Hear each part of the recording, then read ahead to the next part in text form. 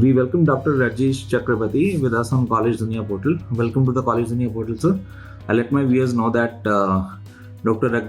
Rajesh Chakrabarti has 25 years of experience into an academic organizations, and he has worked with various designations such as directors, MDs, founding directors, and all that. Let me tell you that Dr. Rajesh has completed his doctorate from Los Angeles, USA, and he has done his post-graduation from IIM Ahmedabad. I request Dr. Rajesh to please take over this call and please highlight a few more things about you, sir. Hi, thank you for this opportunity. As it is a pleasure for me to speak to you, particularly as part of the Thapar School of Management. I have joined Thapar about 6 months back. Before this, I used to be director at NDI Gurgaon, and I've served as dean at Jindal Global Business School before that, and was part of the faculty at Indian School of Business, both at Hyderabad and Mohali. And before that, at Georgia Tech, Atlanta, USA, and University of Alberta, Canada. So starting with our first question of the interview, sir, you have held key positions throughout your career. What are the key factors which keep you connected with the education sector, sir?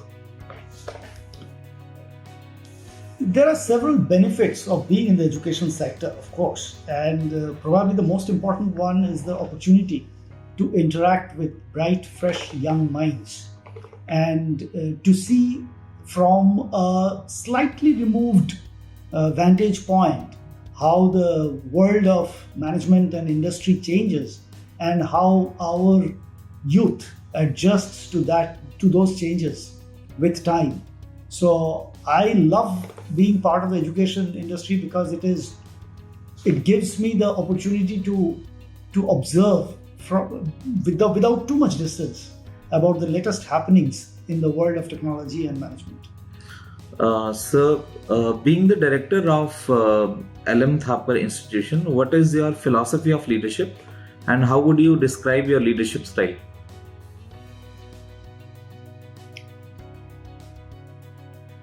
Well, the leadership in an academic institution, I think, has to be entirely focused on a certain stakeholder orientation, putting the students first and students top at all times.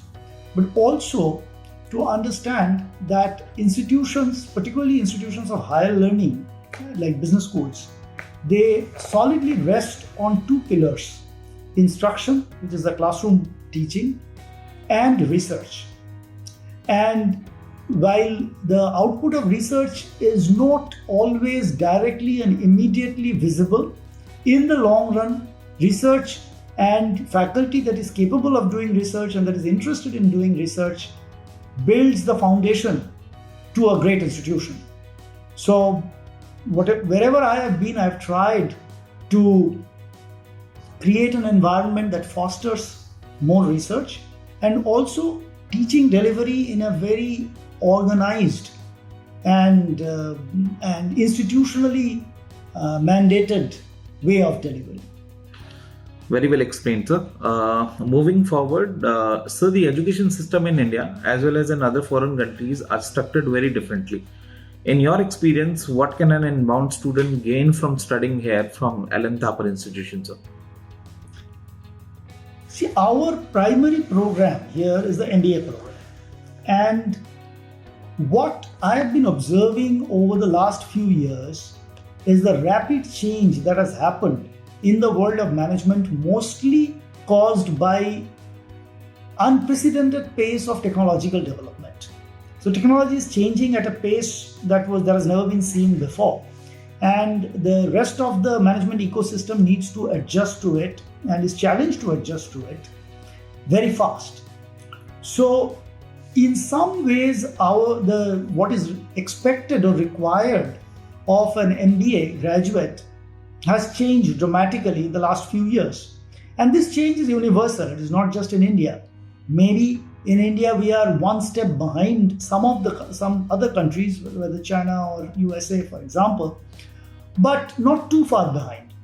So, what is needed in today's MBA curriculum is a much wider arc of learning. MBA has always had a very diversified curriculum, but with time it seems that that range has only expanded.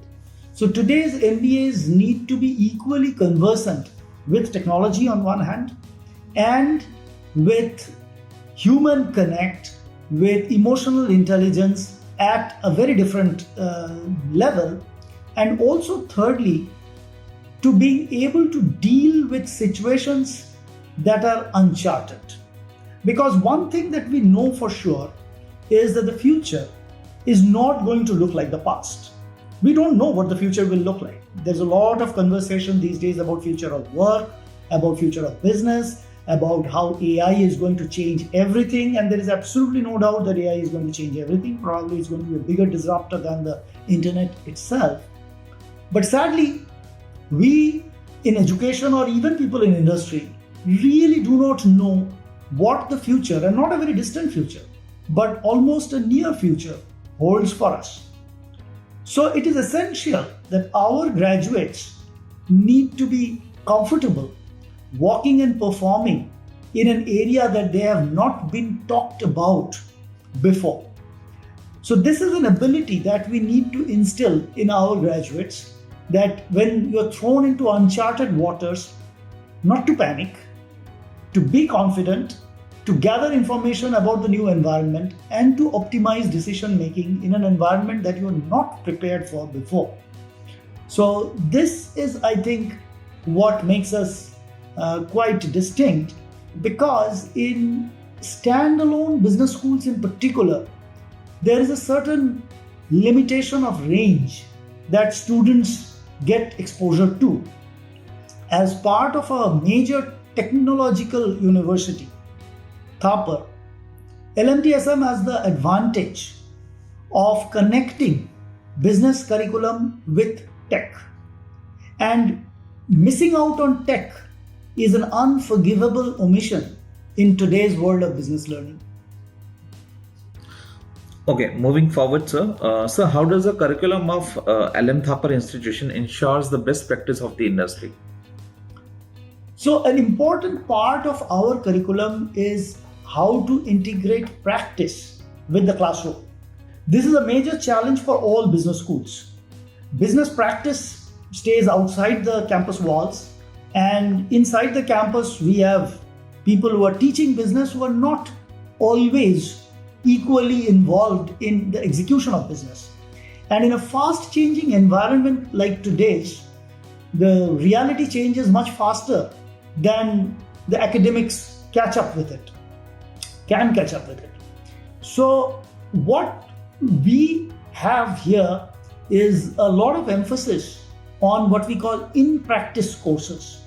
So there are several courses that are part of the curriculum where we get practitioners regularly talk to our students. There is, of course, the usual internships, and even more internships than in many other programs.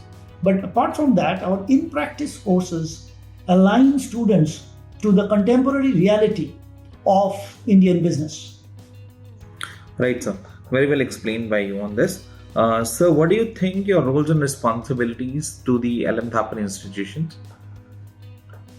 Well, I see myself as a catalyst to help an excellent faculty and a wonderful staff to deliver the cutting edge, completely contemporaneous and forward-looking education to a set of bright students who come to us every year.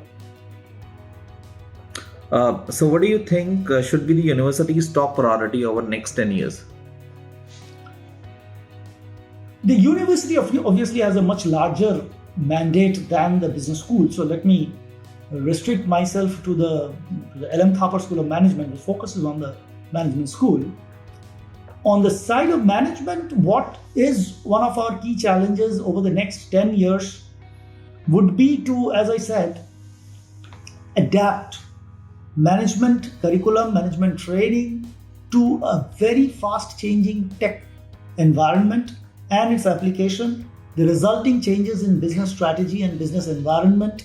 And we need to keep step be in step with that fast moving business reality. So, moving forward, what are some of the biggest challenges you see, both for the higher education in general and especially for the LM Thapar institution? In general, as I said, staying contemporaneous is a huge challenge because it is easy for management academia to fall behind and not keep in touch with in a very rapidly changing business context. That is what I have seen as a major challenge in several of the institutions that I've been lucky to be part of. The other part is integrating research with teaching. Very often you find that people do research and people teach, the same people, faculty that does research and teaches in the classroom. But these two seem to be very isolated and insulated activities. One does not merge well with the other. Putting research to practice or to classroom stays a major challenge for many institutions around the world and particularly in India.